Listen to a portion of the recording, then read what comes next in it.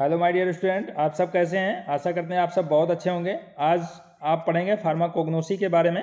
Pharmacognosy का first chapter, pharmacognosy का परिचय, इंट्रोडक्शन ऑफ फार्माकोग्नोसी। इसमें आप परिभाषा की बात करें तो फार्माकोग्नोसी फार्मेसी की वह शाखा है जिसमें प्राकृतिक स्रोतों, नेचुरल सोर्स से प्राप्त कच्ची औषधियों का अध्ययन किया जाता है।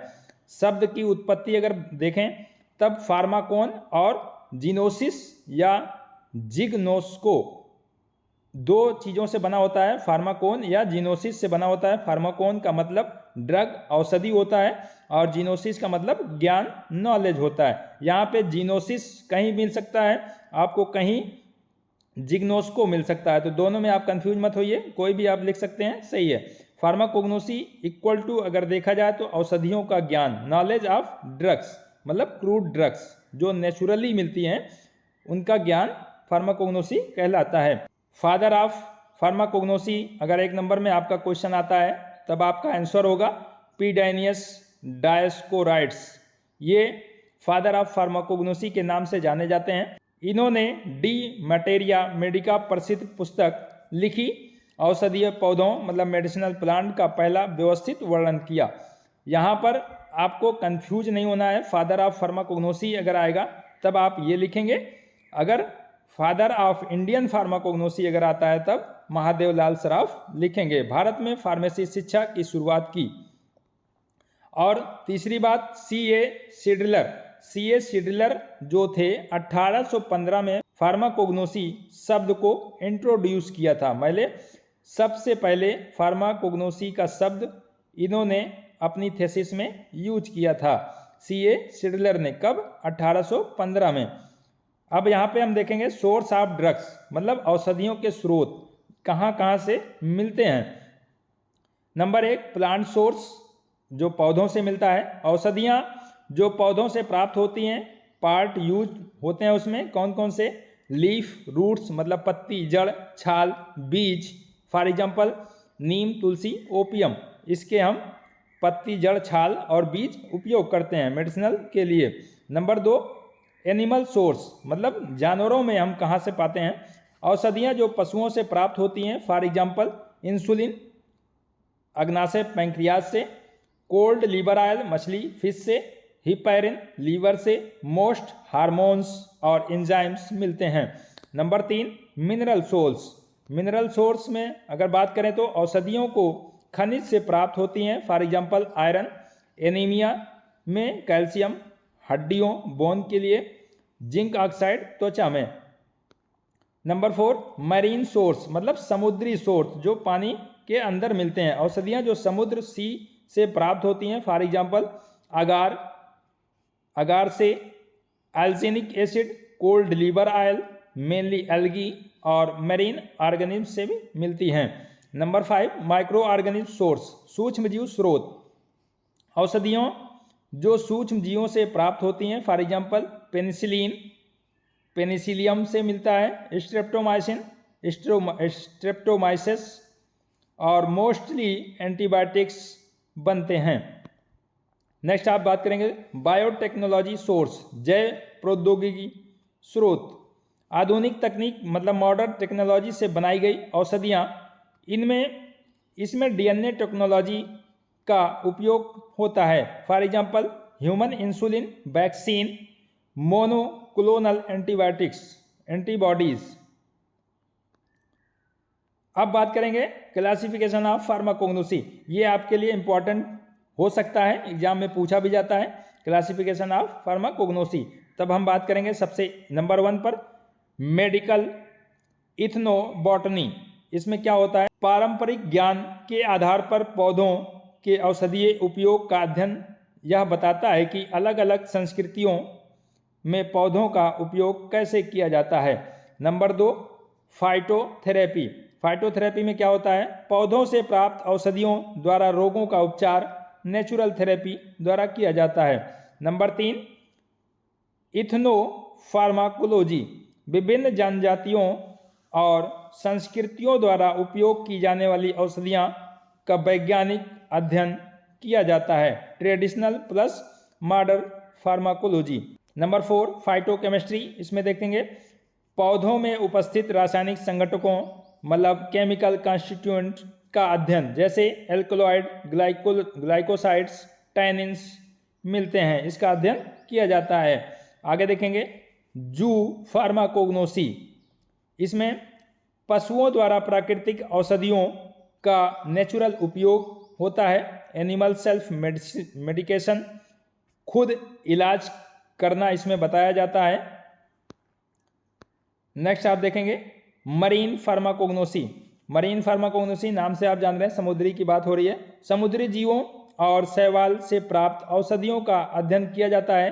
न्यू ड्रग डिस्कवरी, नई दवाओं की खोज में इनका योगदान होता है, इनके यूज होता है। अब हम बात करेंगे फार्माकोग्नोसी का इतिहास, हिस्टोरी ऑफ फार्माकोग्नोसी। आप जल्दी जल्दी आप पढ़ सकते हैं। फार्माकोग्नोसी का इतिहास कभी कभी 60 क्वेश्चन में पूछ सकता है, लेकिन पूछता कम है, लेकिन फिर भी थोड़ा सा आप देख लेते हैं। फार्माकोग्नोसी का इतिहास प्राचीन काल से प्रारंभ होता है, जब मानव ने प्राकृतिक स्रोतों जैसे पौधों और पशुओं और खनिजों का उपयोग औषधियों के रूप में किया। मिस्र और मेसोपोटामिया में औषधीय ज्ञान को पहली बार लिखित रूप से सुरक्षित किया गया। भारत में आयुर्वेदिक और चीन में हर्बल चिकित्सा का व्यापक विकास हुआ। ग्रीस के विद्वानों ने औषधियों का वैज्ञानिक अध्ययन शुरू किया। मध्यकाल में अरब और पार्सियन वैज्ञानिकों ने फार्मेसी और औषधि निर्माण को आगे बढ़ाया। पुनर्जागरण काल में वनस्पति विज्ञान और वर्गीकरण विकसित हुआ। आधुनिक काल में सक्रिय घटकों और जैसे एल्कलॉइड्स का पृथक्करण आइसोलेशन हुआ। 1815 में फार्माकोग्नोसी शब्द का प्रयोग हुआ। किसने किया था? अभी आपने पढ़ा था। फार्माकोग्नोसी शब्द का प्रयोग सबसे पहले 1815 में C.A. शेडलर ने किया था। अब यहाँ पर बात करें तो प्रमुख औषधि ग्रंथ मतलब मेडिसिनल टेक्स्ट इजिप्ट में क्या क्या आया और मेसोपोटामिया में क्या क्या आया, इंडिया में क्या आया, चाइना में क्या आया, ग्रीस में क्या आया। इस तरह एक शॉर्टकट में एक एक लाइन में आप इसको पढ़ सकते हैं। ये आपके स्क्रीन पर दिख रहा है। इवेरस पाइपरस 700 plus drugs oldest medical record किया गया इजिप्ट में। मेसोपोटामिया में clay tablet herbals minerals drug record किया गया। इंडिया में चराका संहिता और सुश्रुता संहिता आयुर्वेदा बेस को चालू किया गया। चाइना में पेंटासो 365 मेडिसिनल प्लांट और ग्रीस में डे मटेरिया मेडिका 600 ड्रग्स थी। Persia canon of medicine systematic drug knowledge था। स्पेन में अरब यूरोपियन नॉलेज इंटीग्रेशन। अब आगे हेडिंग देखेंगे important contributor in history of pharmacognosy. Pharmacognosy के इतिहास में कौन कितना योगदान दिया है, क्या क्या किया है, हम इसको बारे में पढ़ेंगे। शेषनग क्या किए थे? इन्हें चाइनीज हर्बल मेडिसिन का जनक माना जाता है। इन्होंने पेंटासाओ हर्बल बुक्स की रचना की, जिसमें 365 ड्रग्स का वर्णन है। औषधियों को टेस्ट और थेरापेटिक एक्शन के आधार पर क्लासिफाई किया। पॉइजनस और नॉन पॉइजनस ड्रग का भी भेद बताया। इन्होंने फार्माकोग्नोसी की फाउंडेशन रखी। आगे देखेंगे चराका संहिता के लेखक जो आयुर्वेदा का मुख्य ग्रंथ है। इसमें 2000 plus drugs mainly plant origin का वर्णन किया गया है। डिजीज डायग्नोसिस रोग निदान और ड्रग फार्मुलेशन पर जोर दिया गया। इंटरनल मेडिसिन को विकसित किया। रेशनल यूज ऑफ ड्रग का कॉन्सेप्ट दिया। किसने? चराका ने। सुश्रुता संहिता के लेखक जिन्हें फादर ऑफ सर्जरी कहा जाता है। 760 मेडिसिनल प्लांट को 7 वर्गों ग्रुप में क्लासिफाई किया। सर्जरी और हर्बल ड्रग्स के उपयोग का वर्णन किया। वुंड हीलिंग और सर्जिकल इंस्ट्रूमेंट का ब्यौरा दिया। ड्रग के प्रैक्टिकल यूज पर विशेष ध्यान दिया। हिप्पोक्रेटस फादर ऑफ मेडिसिन माने जाते हैं। ये डिजीज को सुपर नेचुरल नहीं बल्कि नेचुरल काज से एक्सप्लेन किया। लगभग 300 ड्रग्स का यूज बताया इन्होंने, हिप्पोक्रेटस ने। डाइट, हाइजीन और लाइफस्टाइल को ट्रीटमेंट में शामिल किया। साइंटिफिक रेशनल थेरेपी की शुरुआत की। आगे देखेंगे अरिस्टोटल ये बायोलॉजी के जनक माने जाते हैं। एनिमल्स का सिस्टमेटिक क्लासिफिकेशन किया, कंपैरेटिव एनाटॉमी एंड फिजियोलॉजी का अध्ययन किया, नेचुरल प्रोडक्ट के महत्व को समझाया, साइंस को लॉजिकल आधार दिया। आगे हेडिंग देखेंगे, थियोफ्रेस्टस फादर ऑफ बॉटनी कहलाते हैं।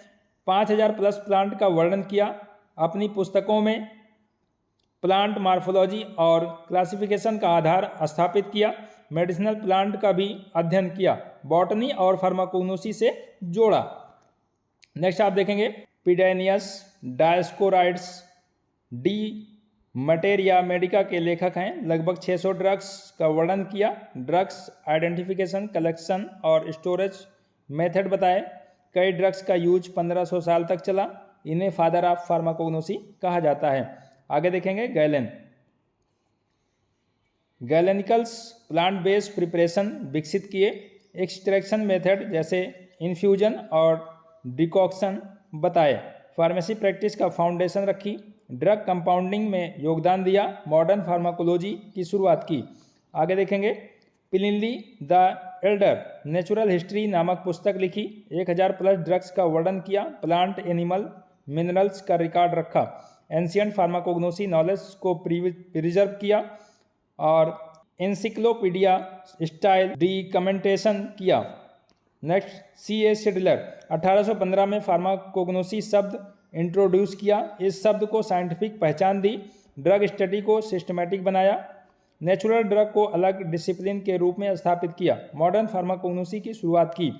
आगे आप देखेंगे, निकोलस लेमरी ड्रग्स का केमिकल क्लासिफिकेशन दिया, केमिस्ट्री को फार्मेसी से जोड़ा, ड्रग कंपोजिशन संरचना पर काम किया, मॉडर्न फार्मास्यूटिकल केमिस्ट्री की नींव रखी, साइंटिफिक ड्रग स्टडी को बढ़ावा दिया। आगे देखेंगे, विलियम बेथरिंग डिजिटैलिस का यूज हार्ट डिजीज में किया, क्लिनिकल फार्माकोलॉजी का विकास किया, प्लांट ड्रग्स के थेरापेटिक यूज को इस्टेब्लिश किया, एविडेंस बेस्ड ट्रीटमेंट की शुरुआत की, कार्डियक थेरेपी में योगदान दिया। नेक्स्ट आप देखेंगे, जीन पेरे जोसेफ आर्सेट डेरोसने ओपियम से मार्फिन एक्सट्रैक्शन का प्रारंभिक कार्य किया, एक्टिव कॉन्स्टिट्यूएंट्स की पहचान की दिशा में काम किया, ड्रग आइसोलेशन का कॉन्सेप्ट विकसित किया, एल्कलॉइड्स रिसर्च की शुरुआत की, केमिकल फार्माकोग्नोसी को बढ़ावा दिया। आगे देखेंगे, फ्रेडरिच सेटर्नर 1806 में मार्फिन फर्स्ट एल्कलॉइड आइसोलेट किया मतलब निकाला, एल्कलॉइड केमिस्ट्री की शुरुआत की, ड्रग एक्टिविटी को प्योर कंपाउंड से जोड़ा, मॉडर्न फार्माकोग्नोसी की फाउंडेशन रखी, नेचुरल ड्रग्स के एक्टिव कंपाउंड निकालने की दिशा दी। पेरे जोसेफ पेलेटियर क्विनीन, कैफीन आदि एल्कलॉइड्स आइसोलेट किए, ड्रग्स आइसोलेशन टेक्निक्स को इम्प्रूव किया, मेडिसिनल केमिस्ट्री में योगदान दिया, प्लांट कॉन्स्टिट्यूएंट्स पर रिसर्च किया, फार्मास्यूटिकल साइंस को आगे बढ़ाया। आगे देखेंगे, Otto सैड्स Friedrich Julius Otto सैड्स Otto method develop किया, पॉइजन और एल्कलॉइड्स की डिटेक्शन संभव की, फॉरेंसिक टॉक्सिकोलॉजी में उपयोग किया गया, केमिकल एनालिसिस टेक्निक्स विकसित की, ड्रग आइडेंटिफिकेशन में योगदान दिया। आगे देखेंगे, Carl Linnaeus binomial nomenclature system दिया, प्लांट और साइंटिफिक नेमिंग शुरू किया, क्लासिफिकेशन सिस्टम डेवलप किया, आइडेंटिफिकेशन आसान बनाई, मॉडर्न टॉक्सोनॉमी फाउंडेशन रखी। नेक्स्ट हेडिंग देखेंगे, George Bentham Joseph Dalton Hooker ने क्या किया, नेचुरल क्लासिफिकेशन सिस्टम डेवलप किया, मार्फोलॉजिकल कैरेक्टर्स के आधार पर प्लांट को क्लासीफाई किया, बोटैनिकल टैक्सोनॉमी को व्यवस्थित किया, प्रैक्टिकल क्लासिफिकेशन सिस्टम दिया, फार्माकोग्नोसी में उपयोगी सिस्टम बनाया। नेक्स्ट देखेंगे, August William Eichler phylogenetic classification system दिया, इवैल्यूएशन विकास के आधार पर प्लांट्स को अरेंज किया, क्रिप्टोगैम्स और फाइनरोगैम्स का विभाजन किया, नेचुरल रिलेशनशिप दिखाया, मॉडर्न क्लासिफिकेशन की दिशा दी। Adolf Engler, Karl Prantl, modern classification system develop किया, सिंपल कॉम्प्लेक्स इवैल्यूएशन कॉन्सेप्ट दिया, प्लांट किंगडम को सिस्टमेटिकली अरेंज किया, वाइडली एक्सेप्टेड क्लासिफिकेशन सिस्टम बनाया, बोटैनिकल साइंस को एडवांस किया। नेक्स्ट देखेंगे ओट्टो बर्ग ने क्या किया, क्रूड ड्रग का माइक्रोस्कोपिक स्टडी किया, ड्रग पहचान आइडेंटिफिकेशन को साइंटिफिक बनाया, फार्माकोग्नोसी को लेबोरेटरी साइंस बनाया, पाउडर ड्रग्स की पहचान में योगदान दिया, मॉडर्न फार्माकोग्नोसी को विकसित किया। आगे नेक्स्ट देखेंगे हेनरी जॉर्जे ग्रीनिस, इन्होंने क्या किया, स्टैंडर्ड फार्माकोग्नोसी टेक्स्ट बुक लिखी, सब्जेक्ट को एकेडमिक फॉर्म दिया, ड्रग आइडेंटिफिकेशन मेथड को इम्प्रूव किया, स्टूडेंट के लिए सिस्टमेटिक स्टडी मटेरियल दिया, फार्माकोग्नोसी एजुकेशन को विकसित किया।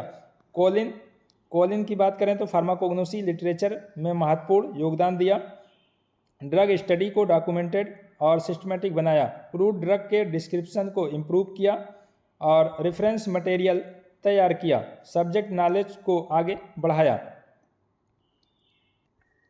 ये रही आपकी हिस्ट्री, आप इसे पढ़ सकते हैं, आपके नॉलेज के लिए बहुत अच्छा है और एग्ज़ाम में कभी कभी पूछ लिया जाता है, ऐसा नहीं है कि आप बिल्कुल इग्नोर कर दें, थोड़ा बहुत आप पढ़िए ज़रूर। अब हम पढ़ेंगे बहुत इंपॉर्टेंट जो एग्ज़ाम के लिए बहुत अच्छा क्वेश्चन है, एग्ज़ाम में आपका आ सकता है, present status and scope of pharmacognosy, pharmacognosy का वर्तमान स्थिति और दायरा मतलब कार्य क्षेत्र। सबसे पहले हम पढ़ेंगे प्रेजेंट स्टेटस के बारे में, इसकी वर्तमान स्थिति क्या है। आज के समय में फार्माकोग्नोसी का क्षेत्र बहुत विस्तृत और आधुनिक हो गया है, यह केवल कच्ची औषधियों के अध्ययन तक सीमित नहीं रहा, बल्कि अब इसमें औषधीय पौधों, मेडिसिनल प्लांट, प्राकृतिक उत्पादों और सक्रिय घटकों का गहन अध्ययन शामिल है। फार्माकोग्नोसी में आधुनिक तकनीकों जैसे क्रोमेटोग्राफी, स्पेक्ट्रोस्कोपी और जैव प्रौद्योगिकी बायोटेक्नोलॉजी का व्यापक उपयोग किया जा रहा है। इसमें नई दवाओं, न्यू ड्रग्स की खोज, ड्रग डिस्कवरी और उनके विकास, ड्रग डेवलपमेंट में सहायता मिलती है। यह क्षेत्र हर्बल दवाओं के मानवीकरण, गुणवत्ता नियंत्रण मतलब क्वालिटी कंट्रोल और सुरक्षा सेफ्टी सुनिश्चित करने में महत्वपूर्ण भूमिका निभाता है। साथ ही आयुर्वेद, यूनानी और अन्य पारंपरिक चिकित्सा प्रणालियों को वैज्ञानिक आधार प्रदान करता है। फार्माकोग्नोसी आज सिंथेटिक दवाएं, सिंथेटिक ड्रग्स और एंटीबायोटिक्स के विकास में भी योगदान दे रहा है। इसके अलावा यह समुद्री स्रोतों, मरीन सोर्स, सूक्ष्म जीवों, माइक्रो ऑर्गेनिज्म और जैव इंजीनियरिंग, बायो इंजीनियरिंग के माध्यम से नवीन औषधियों की खोज में सहायक है। ये आपका प्रेजेंट स्टेटस है, 2-4-10 लाइन है, इसको आप पढ़िएगा, जो भी 6-7 लाइन आप लिख पाएँ इसको लिख दीजिएगा और बाकी आप आगे देखेंगे थोड़ा सा। इस प्रकार फार्माकोग्नोसी वर्तमान समय में पारंपरिक ज्ञान, ट्रेडिशनल नॉलेज और आधुनिक विज्ञान, मॉडर्न साइंस के बीच एक महत्वपूर्ण सेतु ब्रिज का कार्य कर रहा है। ये दोनों के बीच में एक ब्रिज का कार्य कर रहा है, दोनों को कंबाइन कर रहा है कि अच्छा काम हो जाए। अब आगे आप पढ़ेंगे स्कोप ऑफ फार्माकोग्नोसी। फार्माकोग्नोसी का स्कोप आप हेडिंग वाइज पढ़ेंगे, लगभग 9-10 हेडिंग है, आप इसको ध्यान से पढ़िए, ये आपके एग्जाम के लिए बहुत इंपॉर्टेंट है। नंबर 1 आप पढ़ेंगे synthetic drugs and antibiotics, synthetic दवाएं और एंटीबायोटिक्स। आज फार्माकोग्नोसी में सिंथेटिक ड्रग्स और एंटीबायोटिक्स का भी अध्ययन होता है। कई एंटीबायोटिक्स जैसे पेनिसिलिन प्राकृतिक स्रोतों, माइक्रो ऑर्गेनिज्म से प्राप्त होते हैं। नेचुरल ड्रग से इंस्पायर होकर सिंथेटिक ड्रग्स बनाए जाते हैं। ड्रग डेवलपमेंट, औषधि निर्माण में इसका महत्वपूर्ण योगदान है। नेक्स्ट आप देखेंगे इंडिजेनियस सिस्टम ऑफ मेडिसिन, पारंपरिक चिकित्सा प्रणाली। इसमें आयुर्वेदा, यूनानी, सिद्धा जैसे ट्रेडिशनल सिस्टम शामिल हैं। ये सिस्टम नेचुरल ड्रग्स पर आधारित होते हैं। फार्माकोग्नोसी इनकी साइंटिफिक वैलिडेशन करता है। ट्रेडिशनल नॉलेज को मॉडर्न साइंस से जोड़ा जाता है। नंबर 3 आप देखेंगे हर्बल मेडिसिन। हर्बल मेडिसिन में भी इसका योगदान है, स्कोप है। हर्बल मेडिसिन का उपयोग आज भी बहुत अधिक है। ये सेफ, सुरक्षित और कम साइड इफेक्ट वाली होती है। फार्माकोग्नोसी इनके स्टैंडर्डाइजेशन, मानकीकरण और क्वालिटी कंट्रोल में मदद करता है। WHO भी हर्बल मेडिसिन को प्रमोट करता है। WHO का फुल फॉर्म होता है वर्ल्ड हेल्थ ऑर्गेनाइजेशन। नंबर 4 देखेंगे मेडिसिनल प्लांट। फार्माकोग्नोसी में मेडिसिनल प्लांट का अध्ययन प्रमुख भाग है। प्लांट में एक्टिव कॉन्स्टिट्यूएंट्स जैसे एल्कलॉइड ग्लाइकोलाइड्स पाए जाते हैं। न्यू ड्रग डिस्कवरी नई दवाओं की खोज में इनका उपयोग होता है। कल्टीवेशन खेती और कंजर्वेशन संरक्षण पर भी ध्यान दिया जाता है। नंबर 5 देखेंगे नोवेल मेडिसिन्स नई दवाएं। नेचुरल सोर्स से नई दवाओं नोबल ड्रग्स की खोज की जाती है। Marine organism plants micro organism से कंपाउंड खोजे जाते हैं। ड्रग स्क्रीनिंग दवा परीक्षण और इफेक्टिव ड्रग्स चुनी जाती है। कैंसर डायबिटीज़ और डिजीज़ कैंसर डायबिटीज़ जैसी डिजीज़ के लिए नई थेरेपीज विकसित हो रही हैं। नेक्स्ट आप देखेंगे क्रूड ड्रग्स कच्ची औषधियाँ। क्रूड ड्रग्स वे होती हैं जो नेचुरल फार्म में उपयोग की जाती हैं। इनका स्टडी आइडेंटिफिकेशन और इवैल्यूएशन किया जाता है। अडल्ट्रेशन मिलावट की पहचान भी फार्माकोग्नोसी में होती है। क्वालिटी कंट्रोल मतलब गुणवत्ता नियंत्रण में भी महत्वपूर्ण भूमिका इसका होता है। नेक्स्ट देखेंगे प्लांट ड्रग्स एंड रेमेडीज पौध आधारित दवाएं और उपचार। प्लांट से प्राप्त ड्रग का उपयोग विभिन्न रोगों के उपचार में होता है। ट्रेडिशनल रेमेडीज घरेलू उपचार भी इसी पर आधारित है। फार्माकोग्नोसी इनके साइंटिफिक प्रूफ वैज्ञानिक प्रमाण देता है। सेफ और इफेक्टिव ट्रीटमेंट के लिए इनका उपयोग बढ़ रहा है। नेक्स्ट हेडिंग देखेंगे एल्कलॉइड्स ग्लाइकोसाइड्स एंड एंटीबायोटिक्स। ये एक्टिव कॉन्स्टिट्यूएंट्स सक्रिय घटक हैं जो ड्रग की एक्टिविटी के लिए जिम्मेदार होते हैं। एल्कलॉइड्स जैसे मॉर्फिन पेन रिलीफ में उपयोगी होता है। ग्लाइकोलाइड्स जैसे डिस्टेलिस हार्ट डिजीज में उपयोगी होता है। एंटीबायोटिक्स इन्फेक्शन कंट्रोल में उपयोगी होता है। नेक्स्ट आप देखेंगे नेचुरल प्रोडक्ट्स प्राकृतिक उत्पाद।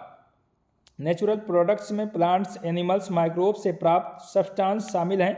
यह ड्रग डिस्कवरी का प्रमुख स्रोत है।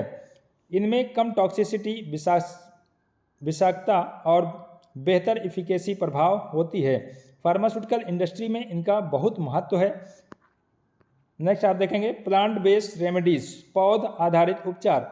हर्बल रेमेडीज पौध आधारित उपचार आज भी वाइडली यूज है। ये क्रोनिक डिजीज दीर्घकालिक रोग में इफेक्टिव होते हैं। साइड इफेक्ट कम होते हैं। फार्माकोग्नोसी के स्टैंडर्डाइजेशन और सेफ्टी पर कार्य करता है। ये रहे आपके स्कोप ऑफ फार्माकोग्नोसी। आपके लिए एग्जाम के लिए बहुत इंपॉर्टेंट है। आप इसको पढ़कर जाएं और बाकी इसके पहले जो आप पढ़े हैं हेडिंग वाइज इसको भी आप पढ़िए, आपके एग्जाम में आ सकता है। मिलते हैं नेक्स्ट लेक्चर में, तब तक आप अपना ख्याल रखें और इस चैनल को सपोर्ट करें, शेयर करें जिससे ज़्यादा से ज़्यादा स्टूडेंट तक पहुंच सके। Okay, bye bye.